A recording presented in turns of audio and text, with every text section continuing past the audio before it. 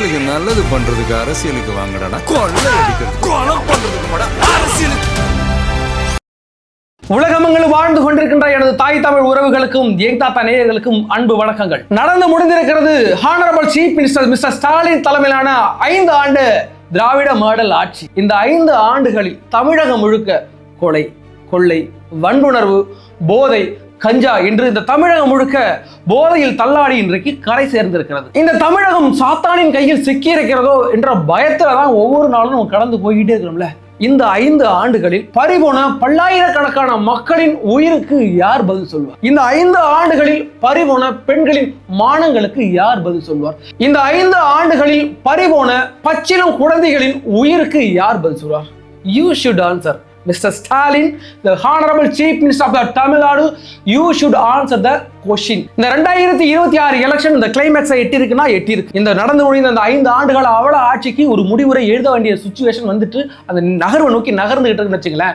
இதற்கு பிறகு நீங்க யோசிக்க போறீங்க, நாங்க யாருக்கு ஓட்டு போட போறோம். சரி, நான் கேட்கிறேன், நீங்க யாருக்கு ஓட்டு போட போறீங்க? மறுபடியும் இல்ல, இந்த கை திமுகவுக்கு ஓட்டு போட்ட கைங்க, இந்த கை ஏடிஎம்கே ஓட்டு போட்ட கைங்கன்னு நீங்க ஒரு மனசுல ஒண்ணு வச்சிருப்பீங்க. கலகலமே எங்க பரம்பரை முழுக்க திமுகவுக்கு தான் ஓட்டு போட்டோம் அப்படின்னு இந்த கை அங்க போடுச்சுன்னா இந்த கையை அடுப்புல கொண்டு எரிச்சிடலாம். ஏன்னு கேட்டீங்கன்னா, இன்னைக்கு பறி போயிருக்குல்ல, 10,000 உயிர்கள் பறி போயிருக்கிறது இந்த ஸ்டாலின் தலைமையிலான ஆட்சியில. அந்த 10,000 பேர்ல உங்க குடும்பத்துல ஒருவர் இறந்திருந்தா இன்னைக்கு 40,000 போக்சோ கேஸ் பதிவாயிருக்குல்ல, 40,000 பச்சிளம் குழந்தைகளை வன்புணர்வு செய்திருக்கின்றனர் இந்த ஆட்சியில.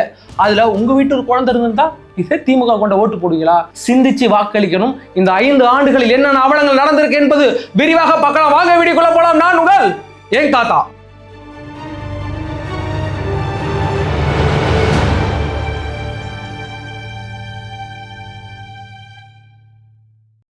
எங்களோட வீடியோக்களை பாருங்க, எங்க சேனலை சப்ஸ்கிரைப் பண்ணி வச்சிருங்க, லைக் பண்ணுங்க, ஷேர் பண்ணுங்க.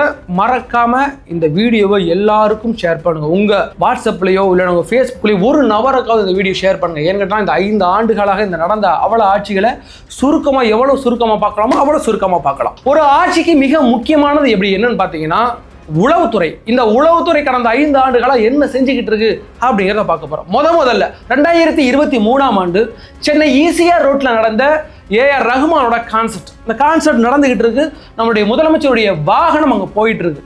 22 நிமிடங்கள் நம்முடைய முதலமைச்சருடைய வாகனம் அங்கு சிக்கி கிடக்கு. அதுல இருந்து வெளிவரவே முடியல.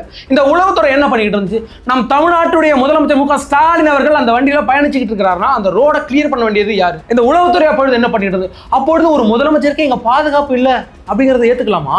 அதற்கு பிறகு சவுக்கு சங்கர் பத்திரிகையாளர் வீட்டுல மலம் வீசின நிகழ்வுல உங்களுக்கு தெரிஞ்சிருக்கும். சாக்கடை கொண்ட கூட்டினாங்க இல்ல, அதுல தேடப்படும் குற்றவாளி, சிபிசிஐடியால தேடப்படுற குற்றவாளி ராமஜெயம். அப்படி தேடிட்டு இருக்க அந்த சிச்சுவேஷன்ல அந்த ராமஜெயம் என்ற நபர் செல்வ பெருந்தகையோட சேர்ந்து போய் மு க ஸ்டாலின் வீட்டில் ஒன்னா உட்காந்து மு க ஸ்டாலினோட டீ குடிச்சுக்கிட்டு இருந்தார். அதாவது தமிழக காவல்துறையால் தேடப்படுகிற ஒரு குற்றவாளி மு க ஸ்டாலினோட உட்காந்து டீ குடிச்சுக்கிட்டு இருக்காருன்னா அவரை உள்ள விட்டது யாரு? நம்ம முதலமைச்சரை பார்க்கறதுக்கு ஒரு தகுதி இருக்கிறது இல்ல, எந்த குற்ற பின்னணியும் இல்லாத ஒரு நபர் உள்ள சந்திக்கிறாரா அப்படின்னு பார்க்கறதா இந்த உளவுத்துறைய வேலை. அதுபோக சாட்டை துரைமுருகன், அதாவது முன்னாள் முதலமைச்சர் கருணாநிதி அவர்களையும் தற்பொழுதைய முதலமைச்சர் மு க ஸ்டாலின் அவர்களையும் தரக்குறைவா பேசி சொல்ல போனா கொலை மிரட்டல் விடுத்த அந்த கேஸ்ல தான் சாட்டை துரைமுருகன் 1 வருஷம் ஜெயிலில் இருந்தார். ஜெயிலில் முடிச்சுட்டு அந்த வந்து மறுபடியும் மு க ஸ்டாலினை சந்திச்சு ஒன்னா உட்காந்து டீ குடிச்சார். அதாவது மு க ஸ்டாலின் உயிருக்கு பங்கம் விளைவிக்கும் வகையிலும் பொது அமைதிக்கு பங்க விளைவிக்கும் வகையிலும் ஒரு நபர் கைது செய்யப்பட்டு 1 வருடம் சிறையில் அடைக்கப்பட்ட ஒரு நபர் மு க ஸ்டாலினை சந்தித்து டீ குடிக்கிறார்னா மு க ஸ்டாலின் அவர்களுக்கு பாதுகாப்பு எவ்வளவுதான்? இந்த உளவுத்துறை நம்முடைய முதலமைச்சருக்கு பாதுகாப்பு எவ்வளவுதான் கொடுக்கும்னா, இதே உளவுத்துறை, இதே அரசு, இதே மு க ஸ்டாலின் அவர்கள் தமிழ்நாடு அரசு இந்த மக்களுக்கு, சாதாரண மக்களுக்கு எப்படி பாதுகாப்பு கொடுக்கும் அப்படின்ற கேள்வி சாதாரண மக்களுக்கு தோணுமா இல்லையா? அதற்கு பிறகு மாற்றுத்திறனாளி நபர் ஒருவர், நான் பாகிஸ்தான் போயிட்டு கிரிக்கெட் மேட்ச்ல வேர்ல்டு கப் ஜெயிச்சு வந்திருக்கேன் அப்படின்னு மு க ஸ்டாலின் அவர்களை சந்திக்கிறார், போட்டோ ஒன்று எடுத்துக்கிறார்.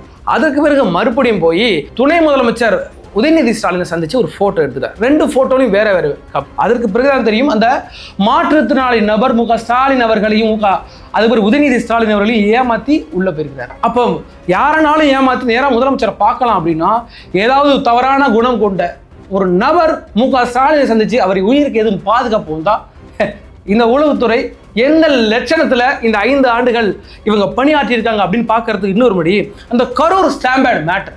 அந்த கரூர் ஸ்டாம்பேர்டு மேட்டர்ல விஜய் அவர்களே இந்த குறை சொல்லிட்டு இருக்காங்க. அந்த மேட்டர் அப்படியே விட்டுட்டு அரசு பக்கம் ஒரு குறை இருக்கும்ல, இந்த காவல்துறையினர் அந்த உளவுத்துறையினர் அந்த இடத்துல இருந்திருப்பாங்கல்ல, இவ்வளவு கூட்டம் கூடிக்கிட்டு இருக்கு, காலை 10 மணிலேருந்து இவ்வளவு கூட்டம் கூடிக்கிட்டு இருக்குன்னா அந்த கெப்பாசிட்டி, இந்த பிளேஸோட கெப்பாசிட்டி தெரிஞ்சும் அவ்வளவு கூட்டங்களை விட்டது இந்த காவல்துறையும் இந்த உளவுத்துறையும். அப்பொழுது இந்த கட்டுக்கணக்கான கூட்டங்கள் நடந்து வந்துகிட்டு இருக்கு. அப்படிங்கிற பட்சத்தில் இதை அந்த தாவேக தலைவர் விஜய் அவர்களுக்கோ இல்லைனா அந்த காவல்துறையினருக்கோ நீங்கள் இன்ஃபர்மேஷன் கொடுத்து அந்த கூட்டங்களை கலைச்சிருந்துச்சுன்னா விஜய் அவர்கள் அந்த இடத்துக்கு வரவிடாமல் இருந்தால் இன்னைக்கு 41 உயிர்கள் நம்மோட இருந்துக்க வேண்டியது. அந்த 41 பிறந்ததற்கும் இதே உளவுத்துறை தான் காரணம். அதே மாதிரி சென்னை மெரினா ஏர் ஷோவில் இறந்து போன அந்த 5 பேர் இறப்புக்கும் இதே உளவுத்துறை தான் காரணம். ஏன்னா பல்லாயிரக்கணக்கான மக்கள், லட்சக்கணக்கான மக்கள் ஒரு இடங்களை கூடுறாங்கன்னா அந்த வசதி எப்படி இருக்கிறது, அது தாங்குமா, அங்கே நீர் இருக்கா, எது இருக்கா, எதுவுமே பார்க்காம கண்மூடித்தனமா இன்னைக்கு அந்த கூட்டங்களை கூடி அங்க ஒரு 5 பேர் இறந்து போனார்கள். இப்படியாக இந்த 5 ஆண்டுகளில் இந்த உளவுத்துறை கோட்டை விட்டது பல, அவர்கள் மூலம் பிரிந்து போன உயிர்கள் பல. இதை வழியா சுத்தி வந்தீங்கன்னா வச்சிங்களேன், அதற்கு பிறகு சட்ட ஒழுங்கு பிரச்சனை. இந்த 5 ஆண்டுகளில் தமிழகம் முழுக்க பறிபோன உயிர்களுக்கு மிக முக்கிய காரணம் இந்த சட்ட ஒழுங்கு பிரச்சனை. முதல்ல நம்ம என்ன பார்க்க போறோம்னா அந்த வேங்க வயல். அந்த வேங்க வயல்ல குடிக்கிற நீர்ல அந்த தலித் சமூகம் சார்ந்த மக்கள் மலம் கலந்து அந்த தண்ணிகளை அந்த தலித் சமுதாய மக்கள் குடிச்சாங்கிறத பார்த்தோம். அதற்கு பிறகு அந்த கலந்த சமூகத்தினர் வேறு சமூகத்தினர் அப்படிங்கிற காரணத்தினால எந்த சமூகத்தினர் அந்த தண்ணியை குடிச்சாங்களோ அதே தலித் சமூகத்தின் மேல பழிய போட்டு இன்னைக்கு ஷார்ட் ஷீட் ஃபில் பண்ணி வச்சிருக்கிறாங்க. இது வரைக்கும் இந்த கேஸ் நடந்துகிட்டே இருக்கு. இந்த 2023 2 இயர்ஸ் ஆயிட்டு இந்த இஷ்யூ நடந்து என்ன பார்த்துக்கிட்டு இருக்காங்க. சரி, அந்த அரக்கோணம்ல 2022 ஒரு கள்ளச்சாராய மரணம் நடந்துருமில்ல, அதுல மொத்தம் 20 பேர் மரணம் அடைந்தார். சரி, அதற்கு பிறகு கள்ளக்குறிச்சியில 66 பேர் மரணம் அடைந்தார். இதே விஷச்சாராய மருதி. நான் என்ன கேட்கிறேன்னா, இதே தமிழக அரசு தற்போது மது வித்துக்கிட்டு இருக்கா இல்லையா, இந்த ஒரு அரசு என்ன செய்யக்கூடாதோ அதை செஞ்சுக்கிட்டு இருக்கா இல்லையா, அப்படி இருக்கிற பட்சத்துல நீங்க தான் மது விற்கிறீங்களே சார், தாராளமா தமிழ்நாடு முழுக்க 6 போல போயிட்டு இருக்குல்ல, அது இருந்த போதிலும் நீங்க எதுக்கு விஷச்சாராயம் விற்பதற்கு நீங்க அலோட் பண்ணீங்க? இது அலோவ் பண்ணா தமிழக அரசு அலோவ் பண்ணுச்சுன்னா தமிழக அரசின் முதலமைச்சர் இருக்கிறார்ல, அவருடைய நேரடி கட்டுப்பாட்டில் இருக்கிற இந்த காவல்துறையினர் அனுமதியோட தான் அங்க மது விற்பனை நடந்தது. அது மது வித்தவர் ஒரு திமுக நிர்வாகி கண்ணுக்குட்டி என்ற நபர். ஃபர்ஸ்ட் என்னன்னா, ஒரு நபர் குடிச்சிட்டு இறந்து போயிடுறான், அது போலீஸ் கேஸ் ஆகுது, அந்த பிரச்சனை ஆகுதுங்கள, அங்க உள்ள அந்த காவல் அதிகாரி ஒரு பேட்டி ஒன்று கொடுக்குறாரு. அந்த பேட்டி என்ன சொல்றாருன்னா, இந்த நபர் இறந்து போனது வயிற்று வலியின் காரணமாக இறந்து போயிட்டாங்க அப்படின்னு சொல்லி அதுக்கு பிறகு முடிஞ்சு போச்சு. சரி, வயிற்று வலியின் காரணமாக இறந்து போனார் அப்படின்ட்டு அவருடைய சாவுக்கு போனா 65 பேர் மறுபடியும் அதே விஷச்சாராயத்தை குடிச்சு இறந்து போனாங்க. அந்த நேரத்தில் காவல்துறையினர் இறந்து போனது விஷச்சாராயம் மருந்துதான் சொல்லியிருந்தாங்கன்னா அந்த 66 பேரும் அந்த விஷச்சாராயத்தை அருந்த போறது கிடையாது. அப்படி இந்த காவல்துறையினர் இந்த சட்ட ஒழுங்கு பிரச்சனையால இறந்து போனா அந்த மொத்தம் ஒரு 66 பேர், இதுல ஒரு 20 பேர், மொத்தம் ஒரு 86 பேர் இந்த தமிழக அரசுடைய கையாளாகாத தனத்தால இறந்து போயிருக்காங்கன்னு வச்சுக்கலாமா. அதற்கு பிறகு சென்னை மெரினா ஏர் ஷோவில் இறந்து போன அந்த 5 பேர் இறந்து போன அந்த பார்த்தோம். முதலமைச்சர் ஸ்டாலின் அவர்கள் அதே இடத்துல உட்கார்ந்துருந்தார். அதற்கு பிறகு அந்த காவல்துறை அதிகாரிகள் அங்கே பக்கத்தில் உட்கார் ஒரு கூட்ட நெரிசல் நடந்து போச்சு, இறந்து போயிட்டாங்க. கரூர்ல 41 பேரை இறந்தது பிறகு விஜய் அவர்கள் ஓடி விட்டார் என்று இன்னைக்கு வரைக்கும் குறை சொல்லிட்டு இருக்கீங்கல்ல. முதலமைச்சர் ஸ்டாலின் அவர்கள் எதற்கு அன்னைக்கு ஓடினாரு? அந்த காவல்துறை அதிகாரிகள் எதற்கு அந்த இடத்துல நகர்ந்து போனார்? மக்களுக்கு பாதுகாப்பு கொடுக்க வேண்டிய இந்த தமிழக அரசு முதலமைச்சர் அன்னைக்கு அந்த இடத்தை விட்டு ஓடி போனாரா இல்லையா? அப்போ அந்த இறந்து போன 5 பேருக்கு என்ன நீதி கிடைத்திருக்கிறது? இந்த கரூர்ல இறந்து போன 42 பேருக்கு எந்த நீதி கிடைக்கவில்லை. அதே மாதிரி தான் இந்த ஏர் ஷோல இறந்து போன உயிருக்கும் யார் பொறுப்பேற்க வேண்டும் என்றால் முதலமைச்சர் ஸ்டாலின் அவர்கள் பொறுப்பேற்க வேண்டும். அவர் தான் இதற்கு பதில் சொல்ல வேண்டும். அதற்கு பிறகு சென்னை ஆம்ஸ்டாங்குடைய கொலை வழக்கு, அதாவது சமாஜ்வாடி கட்சி ஒரு தேசிய கட்சியோட மாநில தலைவரான ஆம்ஸ்டாக்கு சரியான பாதுகாப்பு கொடுக்காம கொலை செய்யப்பட்டார். அதற்கு பிறகு அதில் பிடிக்கப்பட்ட எல்லா குற்றவாளிகளும் அடுத்தடுத்து மர்டர், அதாவது என்கவுண்டர் செய்யப்பட்டனர் அது போலீஸ் துறையினால். ஒரு மிக முக்கியமான ஒரு கேஸ்ல ஒரு குற்றவாளிகள் அமிட்டிருக்கிறாங்க அப்படின்னா பிடிச்சிருக்கிறாங்கன்னா அவர்களை மேக்ஸிமம் யாரும் கொல்ல மாட்டாங்க, ஏன்னா அவங்கள்ட்ட தான் இன்ஃபர்மேஷனை கறக்கணும். சரி, அவர்களை நீங்கள் என்கவுண்டர் செய்ததற்கு பின்னாடி ஏதோ ஒரு அரசியல் இருக்கிறது, யாரையோ காப்பாற்ற இந்த அரசின் அவர்களை என்கவுண்டர் செய்திருக்கு அப்படின்னு வச்சுக்கலாம். அதற்கு பிறகு நான் என்ன கேட்கிறேன்னா, ஒரு கட்சியுடைய, அது தேசிய கட்சியுடைய ஒரு மாநில தலைவர் அவர்களே இன்னைக்கு ஒரு இந்த தமிழகம் இழந்திருக்கு அப்படின்னா இதற்கு மிக முக்கிய காரணம் இங்க இருக்கிற சட்ட ஒழுங்கு பிரச்சனை. அதற்கு பிறகு பாத்தீங்கன்னா மதுரையில சுப்பிரமணியன் என்ற ஒரு நாம் தமிழர் கட்சி நபர், ஒரு நிர்வாகி ஒருவர் கொல்லப்படுகிறார்.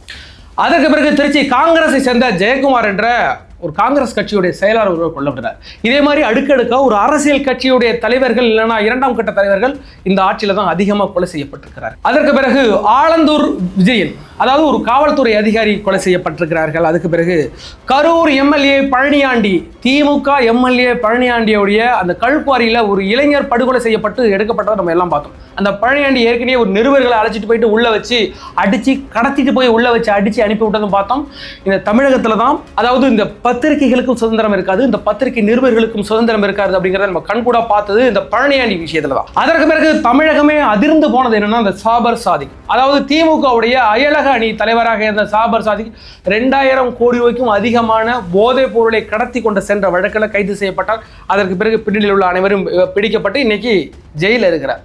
அதாவது தமிழகம் முழுக்க கடந்த 5 ஆண்டுகள்ல மதுவும் சரி கஞ்சாவும் சரி அந்த மெத்து இத்துன்னு தமிழகம் முழுக்க மூல முடுக்கெல்லாம் கொண்டு சேர்த்தது பெரிய அளவிலான இந்த கட்சியை சார்ந்தவர்கள். இதற்கு உறுதுணையாக இருந்தது இந்த காவல்துறையினர். அதற்கு பிறகு கன்னியாகுமரி களியாக்கவிளை என்ற ஒரு பகுதியை சார்ந்த மாலிக் தீன் என்ற ஒரு நபர் கனிம வள கொள்ளைகளை எதிர்த்து ஒரு போராட்டம் நடத்தினார். அதற்காக அந்த நபர் கொலை செய்யப்பட்டார். அதற்கு பிறகு ஜபஹர் அலி புதுக்கோட்டையை சார்ந்த ஒரு நபர் அதே கனிம வள கொள்ளை அந்த மணல் கொள்ளையை எதிர்த்து போராடிட்டார். அவரை லாரி விட்டு ஏற்றி இந்த ஆட்சியாளர் கொலை செய்யப்பட்டார். அதற்கு பிறகு விஓ லூர்து பிரான்சிஸ் என்ற ஒரு நபரும் அந்த கனிம வள கொள்ளையை எதிர்த்து போராடிட்டு இருக்கும்போதும் அவரும் கொலை செய்யப்பட்டார்.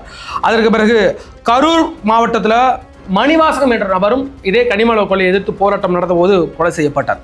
இது போக வட மாநில இளைஞர் இங்கே வந்து நிறைய பேர் அடிக்கப்பட்டு துன்புறுத்தப்பட்டாங்க. அப்படியாக தமிழகம் முழுக்க கடந்த 5 ஆண்டுகளில் மொத்தம் 10,000 உயிர்கள் பறிபோய் இருக்கிறது இந்த ஆட்சியில. இதுக்கு யார் சார் உங்களுக்கு பதில் சொல்வா? இதுக்கு யார் நீதி பெற்று தருவா?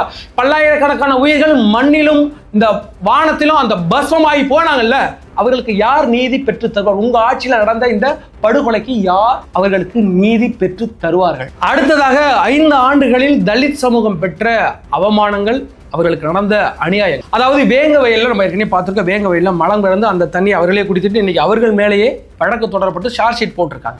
அதற்கு பிறகு நெல்லையில் புல்லட் ஓட்டுனவுடையங்கிற ஒரே காரணத்தினால உயர் சாதி அமைப்பினர் அந்த தலித் சமூகத்தை சார்ந்தவர்களே 2 கைகளையும் வெட்டி இன்னைக்கு 2 கையில் ஊனமாக்கி இருக்காங்க. அதற்கு பிறகு திருவண்ணாமலையில ஒரு விவசாயம் செய்து கொண்டிருந்த ஒரு தலித் விவசாய நிலத்துல ட்ரோனை வச்சு கெமிக்கலை தெளிச்சு அந்த 2 ஏக்கர் நிலத்தை அழிச்சதா நம்ம பார்த்தோம். நாங்குநேரி மாணவன் தாக்கப்பட்டதையும் பார்த்தோம். அதே நாங்குநேரியில 3 பேர்களை 9 பேர் கொண்ட நபர்கள் கொலைவெறி தாக்குதல் நடத்தினையும் நம்ம பார்த்தோம். விழுப்புரம் மேல்பாதி திரௌபதி அம்மன் கோயிலுக்குள்ள தலித் சமூகம் இதுவரைக்கும் நுழைய முடியல. அது மட்டும் பார்த்தா இன்னைக்கு ஒரு 10-15 ஊர்களில் இது கண்டினியூஸா நடந்துகிட்டே இருக்கு. அந்த தலித் சமூக மக்களை அந்த கோயில்களில் விடலை.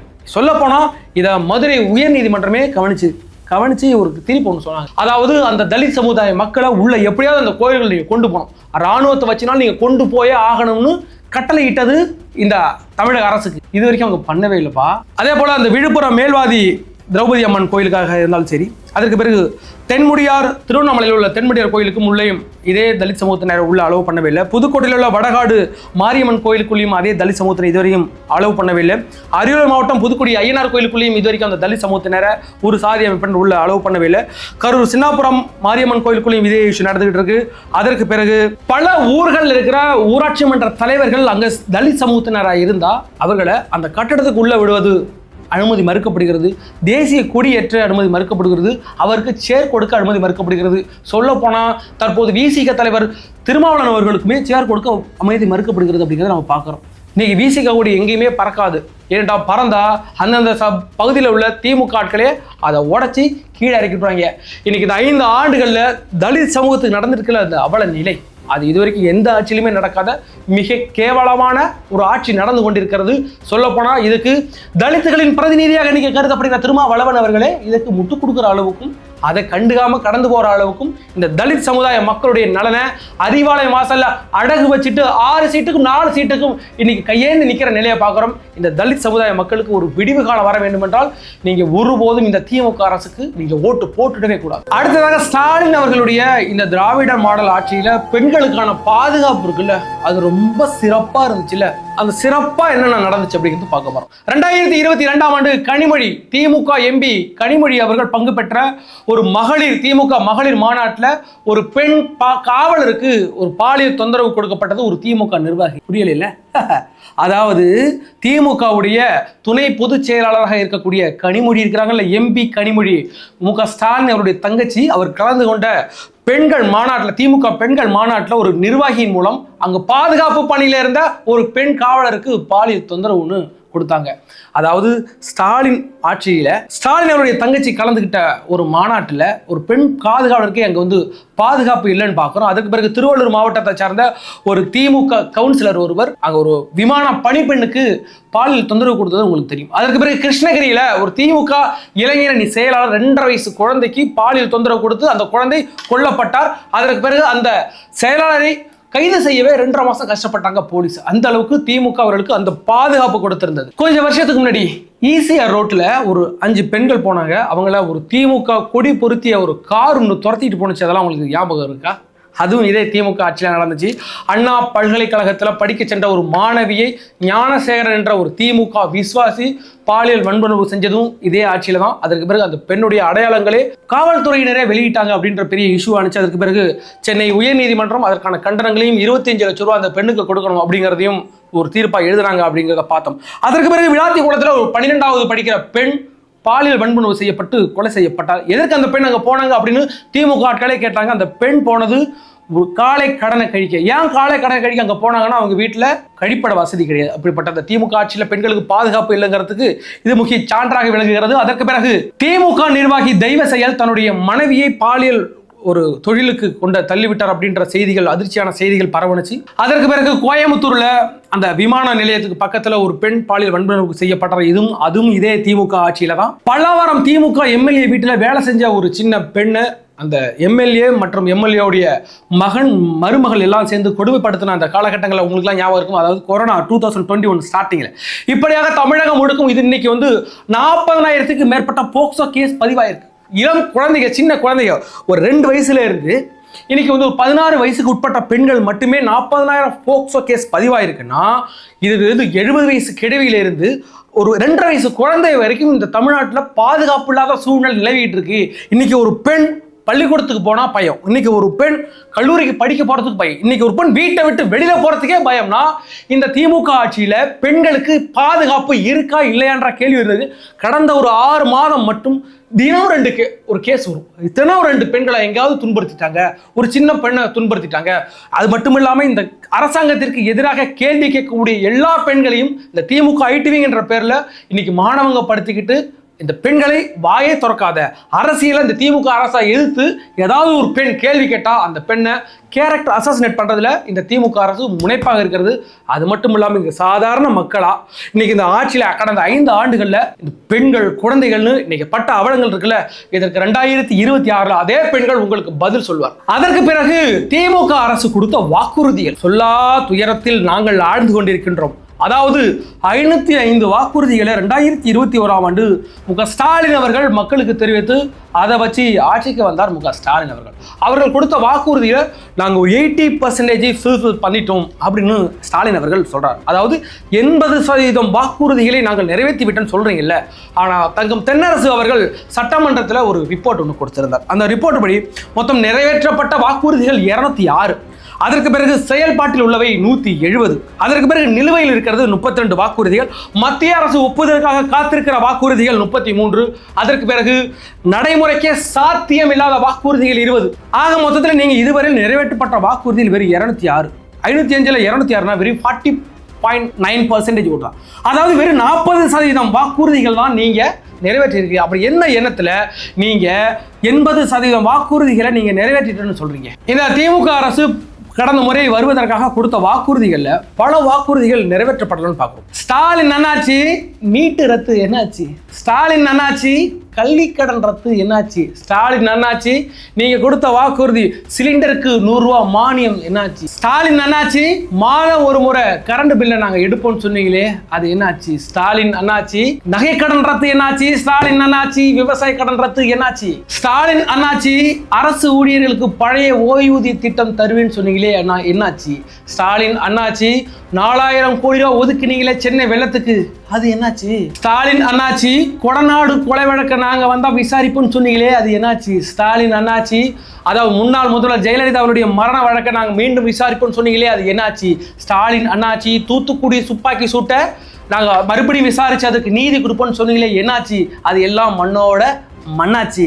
அதுபோக இந்த தூத்துக்குடி துப்பாக்கி சூட்டில் நாங்கள் வந்தோட நாங்கள் பெரிய அளவில் நாங்கள் அவர்களுக்கு விசாரணை நடத்தவும் சொன்னீங்க. விசாரணை நடத்தி தண்டனை பெற்று தருவோம். நீங்கள் உண்மையிலேயே விசாரணை நடத்தப்பட்டு இன்னைக்கு தண்டனை கொடுக்கப்பட்டிருக்கிறாங்க. அவர்களுக்கான தண்டனை என்ன தெரியுமா? சாதாரண எஸ்ஐயா இருந்தவருக்கு இன்னைக்கு இன்ஸ்பெக்டராக இருந்தால் டிஎஸ்பி, டிஎஸ்பிக்கு மேலே எஸ்பி, எஸ்பியாக இருந்தால் ஐஜி, டிஐஜியை கொடுத்தாங்க, டிஐஜிக்கு மேலே ஐஜின்னு ப்ரமோஷன் கொடுக்கப்பட்டிருக்கிறது. அதாவது தூத்துக்குடி துப்பாக்கி சூட்டில் சம்பந்தப்பட்ட அத்தனை அதிகாரிகளுக்கும் ப்ரமோஷன் கொடுக்கப்பட்டிருக்கிறது இந்த 5 ஆண்டு கால திராவிட மாடல் ஆட்சியில். அதற்கு பிறகு மகளிர் உரிமை தொகை தருவன்னு சொன்னீங்க 2021. நீங்கள் வந்து 2.5 ஆண்டுகள் வரைக்கும் நீங்கள் அந்த உரிமை தொகை கொடுக்கவில்லை. 2 வருஷத்துக்கு பிறகு தான் கொடுத்தீங்கன்னு வச்சுக்கல. சரி, கொடுக்க எல்லா பெண்களுக்கும் கொடுக்கணுமா இல்லையா? நீங்க எதுக்கு தகுதி உள்ள பெண்களுக்கு மட்டும்தான் கொடுப்போம்? தகுதியான பெண்கள், தகுதி இல்லாத பெண்கள்லாம் என்ன? அது இல்லாமல் நீங்க வாக்குறுதி கொடுக்கும் போதே தகுதியான பெண்களுங்க, நீங்களாம் தகுதி இல்லாத பெண்களுங்க, நீங்களாம் ஓட்டு போட வர வேண்டாம், நீங்க அப்பயே சொல்லிக்கலாம்ல. இப்படி பொய்யான வாக்குறுதிகளை கொடுத்து போன முறை 2021 மு க ஸ்டாலின் அவர்கள் ஆட்சியில் அமைந்தார். ஆனா இந்த முறை அப்படி இருக்காது. ஏன்னு கேட்டீங்கன்னா, இந்த ஆட்சியில் நடந்த அவலங்கள் சாதாரண அவலங்கள் கிடையாது. பொய் வாக்குறுதிகளால் பல இடங்களில் போராட்டம் நடக்கப்பட்டது. அந்த போராட்டங்களை பார்த்தீங்கன்னா, இடைநிலை ஆசிரியர்கள் போராட்டம், சத்துணவு ஊழியர்கள் போராட்டம், அதற்கு பிறகு சாம்சங் தொழிலாளர்கள் போராட்டம், செவிலியர்கள் போராட்டம், மருத்துவர்கள் போராட்டம், மாற்றுத்திறனாளிகள் போராட்டம், அதற்கு பிறகு தூய்மை பணியாளர்கள் போராட்டம், மேல்மா விவசாயிகள் போராட்டம், சிப்காட் தொழிற்சாலை போராட்டம், அதற்கு பிறகு டங்ஷனை எடுக்க எதிர்ப்பு போராட்டம், போக்குவரத்து துறை போராட்டம், அதற்கு பிறகு என்எல்சி போராட்டம்னு இந்த தமிழ்நாடு கடந்த 5 ஆண்டு காலமாக என்ன நடந்துச்சுன்னா போராட்ட களமாகவே மாறிவிட்டு அதை இந்த மீடியாக்கள் எடுத்து நம்மகிட்ட கொடுப்பதற்கு கொண்டாந்து சேர்ப்பதற்கு வந்து தவறிட்டாங்க. அவர்களுக்கு விலை போன அந்த மீடியாக்களுக்கு அது வேலை கிடையாது. ஆனால் இந்த 5 ஆண்டுகளில் நடந்த அட்டூழியங்களை மக்களுக்கு கொண்டு சேர்க்கணும் அப்படிங்கிற மாதிரி எங்களை மாதிரி இண்டிபெண்டன்ட் யூடியூபர்ஸ் பெரிய அளவில் நாங்கள் உழைச்சிக்கிட்டு இருக்கோம். இந்த 5 ஆண்டுகால திமுக ஆட்சியில் நடந்த அவலங்களை மக்களுக்கு கொண்டு சேர்ப்பதற்கு நாங்கள் மட்டும் கிடையாது, நீங்களும் சிறந்த முறையில் பாடுபடணும். அதனால் இந்த வீடியோக்களை எந்த அளவுக்கு ஷேர் பண்ணுமோ அந்த அளவுக்கு ஷேர் பண்ணுங்க. இந்த 5 ஆண்டுகளும் பெரிய அளவில் முன்னேற்றம் அடைஞ்சிருக்கு சொல்கிறாங்கல்ல. இந்த மத்திய அரசு நமக்கு பெரிய அளவில் நிதி ஒதுக்குது. அதை விட 2025 24 26,000 கோடியும், அதற்கு பிறகு 2026 இந்த காலகட்டத்தில் ஒரு 66,000 கோடி ஒதுக்கி இருக்கிறீங்களேன். அந்த பணம்லாம் எங்க போதும்? விஜய் அவர்கள் குறிப்பிட்ட அந்த 30% படி பல அமைச்சர்களுக்கு கொண்டு சேர்ப்படுது. அது மட்டும் இல்லாமல் இந்த 5 ஆண்டுகளில் 30,000 கோடி ரூபாய் ஊழல் செய்திருக்கிறார்கள். யாரும் உதயநிதி அவர்களும் சபரிசன் அவர்களுமே அடித்து தின்னுட்டு போயிட்டாங்க. அதை எப்படி கணக்கு காட்டுவோம் அப்படின்னு அப்பொழுதைய நிதி அமைச்சராக இருந்த பிடிஆர் அவருடைய வாய்ஸ் ரெக்கார்டு வெளில வந்துச்சு பார்த்தோம். அதற்கு பிறகு KN நேரு 1020 கோடி ரூபாய் தன்னுடைய அந்த மாநகராட்சி ஊழல் பண்ணியிருக்கிறதாகவும் 40,000 கோடி ரூபாய் டாஸ்மாகில் ஊழல் நடந்திருக்கு. அதுக்கு பிறகு செந்தில் பாலாஜியுடைய மிகப்பெரிய ஊழல் தெரியும். பாட்டிலுக்கு 10 ரூபா வாங்கினதாக இருக்கட்டும், போய் சொல்லி அந்த அரசு ஊழியர்களுக்கு வேலை வாங்கி தர ஏமாத்தினார்கள். அது 1 வருடம் ஜெயிலில் வரைக்கும் இருந்தார். அதற்கு பிறகு பொன்முடியோட சொத்து குவிப்பு வழக்கு, அதுக்கு பிறகு பெரியசாமியோட சொத்து குவிப்பு வழக்கு, கீதா ஜீவன் மற்றும் அனிதா ராதாகிருஷ்ணனோட சொத்து குவிப்பு வழக்கு, 4,000 கோடி ரூபா ஊழல் பண்ணியிருக்கிறதாக வெளிவந்திருக்கு. அதுக்கு பிறகு பொங்கல் பரிசு அப்படின்ட்டு இந்த திட்டம் ஒதுக்குவதில்ல, இந்த தமிழ்நாடு அரசு மக்களுக்காக ஒவ்வொரு திட்டம் ஒதுக்கல. அந்த ஒவ்வொரு திட்டத்திலிருந்து பெரிய பெரிய அமௌண்ட் 30% கமிஷனாக அந்த அமைச்சர்களுக்கும் அதிலேருந்து முதலமைச்சருக்கு பிரிக்கப்பட்டு அது போயிருக்குது. அப்படி இருக்கிற பட்சத்தில் இந்த தமிழ்நாடு அரசு எப்பொழுதோ இந்த தமிழகத்தை முன்னேற்றிருக்கலாம். இது இந்த அமைச்சர்கள் இருந்து அந்தந்த இடங்களில் எப்படியெல்லாம் இந்த பணத்தை எடுத்து கொண்டு அவங்களுக்கு சேர்க்கலாமோ அதெல்லாம் சேர்த்துருக்கிறாங்க. அதனால இந்த தமிழ்நாடு இன்றைக்கு வரைக்கும் முடங்கி கிடக்கிறது. இப்படி தமிழ்நாட்டில் நடந்த எல்லா பிரச்சனைகளையும் இந்த ஊடகங்கள் மூடி மறைத்து இங்க இருக்கிற ஒரு ஆன்டி இன்கமன்ஸை மக்கள்கிட்ட கொண்டு சேர்க்க தவறிட்டாங்க. பல யூடியூபர்ஸ் கொண்டு சேர்த்துக்கிட்டு இருந்தாங்க. அதில் முக்கியமானது சவுக்கு சங்கர் அவர்கள். சவுக்கு சங்கர் இந்த திமுக அரசுக்கு எதிராக அவருடைய சாட்டை பயங்கரமாக சுருட்டினார் அப்படிங்கிறத நம்ம பார்க்குறோம். அதனால அவருக்கு 3 குண்டர் சட்டம் பாய்ச்சப்பட்டது அவர் மேலே. அதுக்கு பிறகு பத்திரிகையாளர் வராகி மேலவும் இன்னைக்கு ஃபெலிக்ஸ் ஜெரால்டு மேலன்று இந்த அரசுக்கு எதிராக யாராவது வாய் திறந்தா அவங்க மேல கேஸ் போட்டு அதை மூடி மறைக்கிறது. சொல்லப்போனா அதாவது இடிப்பாறை இல்லா ஏமாறா மன்னன் கெடுப்பார் இல்லானும் கெடும் அப்படின்னு ஒரு சொல்லி இருக்கு. அதாவது எங்களை மாதிரி ஆட்கள் இந்த அரசுல என்ன தவறு நடந்துகிட்டு இருக்கு எங்களை சொல்ல விட்டாதான் அது அந்த அரசு ஏற்று இவ்வளவு தவறு நடந்துகிட்டு இருக்கான்னு திருத்திக்க முடியும். ஆனா உங்களை இடிப்பாரே இல்லாத ஒரு ஆட்களா வேணும், எங்களை இடிக்கவே யாரும் கூடாது, அவங்களை ஒன்று ஜெயில வச்சிங்கன்னா உங்களை கெடுப்பாரிலானும் நீங்கள் கெட்டு போவீர்கள். அது 2026 உங்களுக்கு நல்லாவே தெரியும். மக்களாகிய நீங்கள் பார்த்து கொண்டிருக்கிறீர்கள். நான் இப்போ சொன்னதெல்லாம் ஒரு சின்ன சாம்பிள் மாதிரி.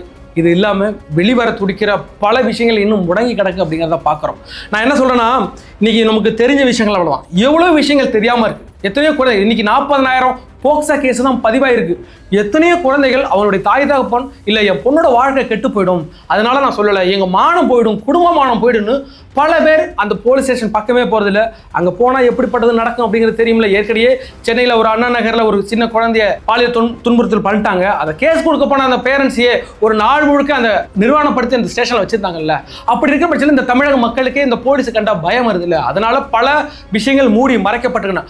மக்களாகிய நீங்கள் பார்த்து கொண்டிருக்கிறீர்கள். இந்த 5 ஆண்டுகளா அவ்வளோ ஆட்சி உங்களுக்கு நல்லாவே தெரியும். இதற்கு பிறகும் இந்த திமுக அரசை நான் தேர்ந்தெடுக்க போறேன் அப்படின்னா உங்க தலையில நீங்களே மண்ணவாரி போட்டுக்கிற மாதிரி தான் இருக்கு. இந்த திமுக அரசும் அதிமுக அரசும் கடந்த அடுத்து நம்மளை ஆண்டுகிட்டே இருக்கிறாங்க. எந்த முன்னேற்றமும் இல்லை. நம்மளுடைய வாழ்க்கை அப்படியே இருக்கு. ஏழை மக்கள் ஏழ்மையாகவே இருக்கிறாங்க, நடுத்தர வர்க்க மக்கள் நடுத்தரமாகவே இருக்கிறாங்க, பணக்கார மக்கள் நல்ல பணக்காரராக இருக்கிறாங்க. அவங்க யார் யார் முதலாளிகளுக்கு சாதகமாக இந்த அரசு செயல்பட்டு கொண்டிருக்கிறது.